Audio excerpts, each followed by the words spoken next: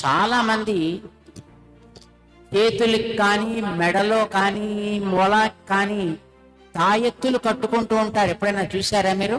ఏమిటి తాయెత్తు అంటే, ఎవడో ఆయన ఓ చిన్న రాగి రేకు మీదో, లేదా ఓ చిన్న తోలు ముక్క మీదో, లేదా మరొక చిన్న కాగితం మీదో తనకి తెలిసినటువంటి హ్రాం హ్రీం హ్రూం ఫట్ లాంటివి అక్షరాలు కొన్ని రాసి దాన్ని మీకు ఇస్తే, దాన్ని మీరు మెడలోనో చేతికో కట్టుకుని దాని ప్రభావం చేత ఎదురైనటువంటి క్లిష్ట దశని, కష్టాలని దాటుకుంటూ బయటకు వస్తున్నాము అని ధైర్యపడుతున్నారు కదా.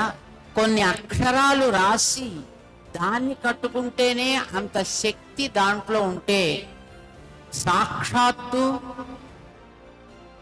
బ్రహ్మసూత్రాలని రచించినటువంటి వేదవ్యాసుడు లాంటి మహనీయులు అందించిన అక్షరామ్నాయమే అది. అదంతా ఒక చోట ఒక గ్రంథంగా ఉంటే దానికి ఉండేటటువంటి పవర్ ఎంత, అది మన చేతిలో పట్టుకుంటే ఎంత శక్తిని మనకి ఇస్తుంది.